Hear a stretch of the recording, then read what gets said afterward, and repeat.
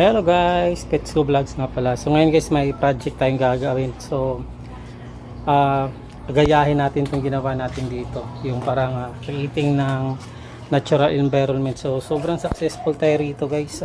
Yan, ang ganda ng setup ng ganito guys, kasi ano siya, parang hassle free, less ano siya, less effort kumbaga.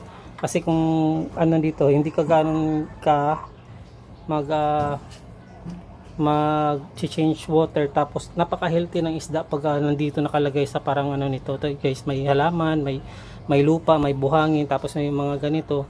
So parang ang healthy ng isda kahit walang oxygen, okay na okay siya, kaya gawin natin dito. So tapos ito pala yung halaman natin, hindi pa nabablog yan, hindi pa natatapos, magwa 1 month pa lang. So yan yung halaman na ilalagay natin dito. So ano pala nito guys, pupunuin natin to. So ang lalim pala nito is 10.5 inches. So siguro mga 10 inches yung tubig na ilalagay natin, para yung halaman magkakaroon siya ng 5 to 6 inches na haba. So hoping tayo na ganyan yung maano natin, para kung mag-harvest man tayo ganun kahaba, pwede natin mabenta sa pet shop kung may bibili. So ayan guys, nakalagay na ganyan. Tapos kailangan magsukat tayo, wala pang laman tubig para hindi pa siya bumubuka. Tapos lagyan natin to, kasi hindi to hindi siya tawag dito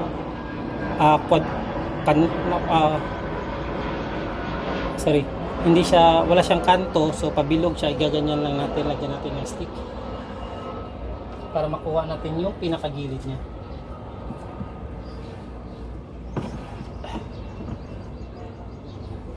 Ganyan. Tapos ganyan muna, ito muna. So ganyan.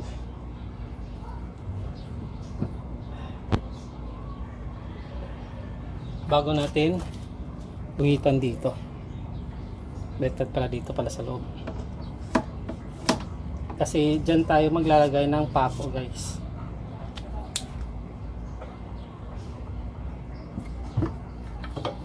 Ito yung guhit, lagyan na natin ng pako.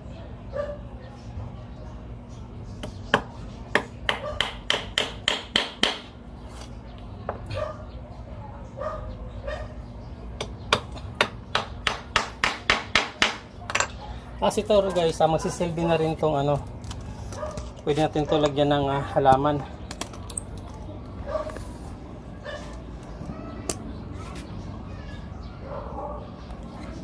So ganyan yan siya.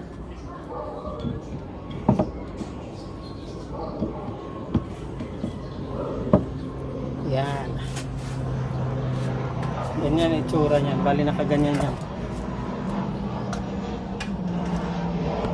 Yung pako niya nakalock siya dyan, pati dun sa kabila nakalock din. So ginawa na natin yan dun sa natin dito natin. And kaya hindi to bumubuka guys. Ayan, yung na yan, ganyan din yan ginawa natin. May pako din yan sa ilalim. Yan. So tingnan mo naman, wala siyang deform, hindi siya na-deform kasi dahil sa pako na hinarang natin. So kuha lang tayo ng lupa dito sa ating halaman.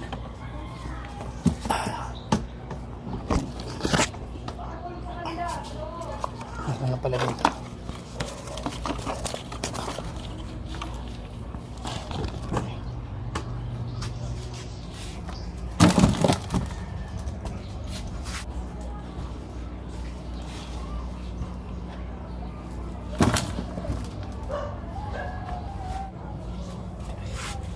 Ito na yung lupa guys, kinalat lang natin, pinantay lang natin. Tapos kinuha natin yung mga bato para pag magtusok tayo ng halaman, walang sagabal. Tapos siksikin naman natin sila, itatamper natin para mababawasan yung air pocket, yung biglang may bumubula pag may tubig na marami. bago natin lagyan ng buhangin, tapos tubig kunti.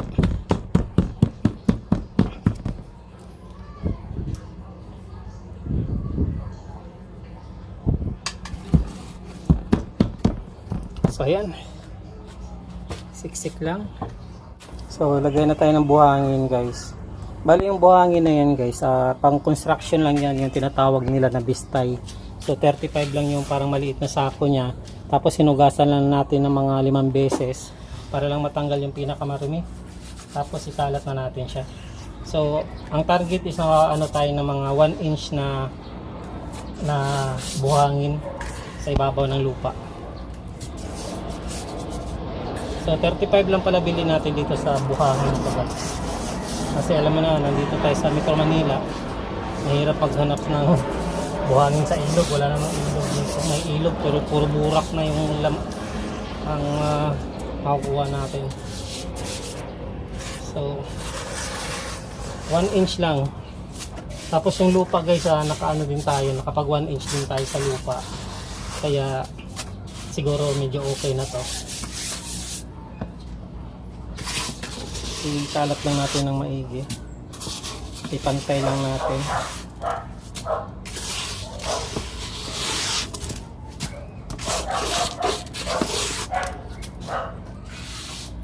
Ayan, kulang pa.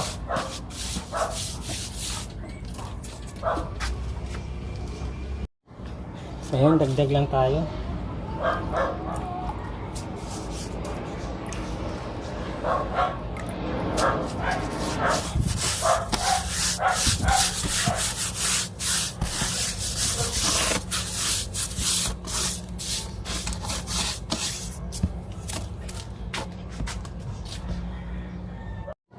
Ayan guys, lagay lang tayo ng tubig. May ng tubig lang yung ano natin.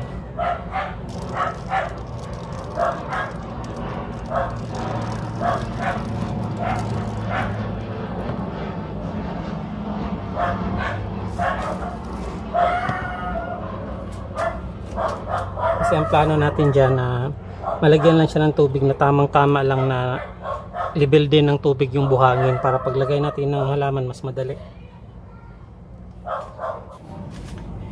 So ayan na guys, tanim na tayo. So 3 inches yan yung ano ko, estimate ko dito sa ano na to. So ano lang natin, dito tayo mag-umpisa sa gilid. 3 inches, baon natin yung 2 inches para yung 2 inches yung binaon natin aabot sa lupa at saka sa buhangin. Para mas maganda, i-ano lang natin siya. Tawag dito, isasagad lang natin siya.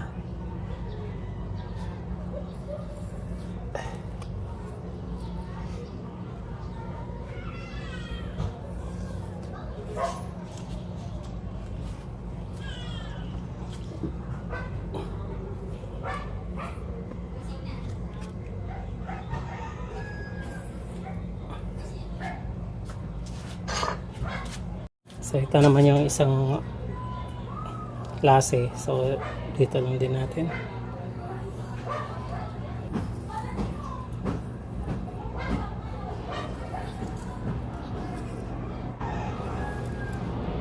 Tiyan, kasi konti lang yung na-harvest natin. Konti na ang tubig.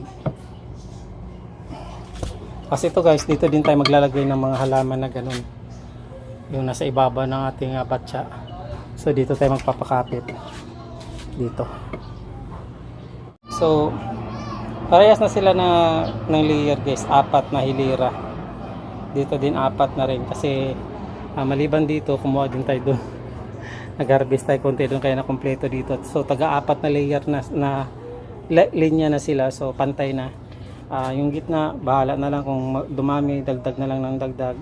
Tapos harvest. So dito pangit tuloy tingnan kasi nakaganon nga siya, naka-close kagaya nun, naka-close, so parang hindi siya nakikita. So bukas ng umaga try natin mag-video.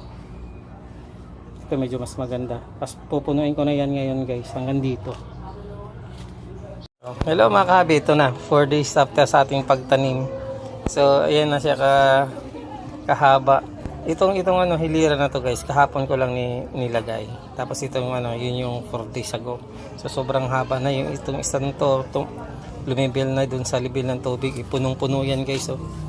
Yung tubig. So nasa ano na yan guys, at mga 10 inches mula dun sa buhangin. So ito yung ano din, isa.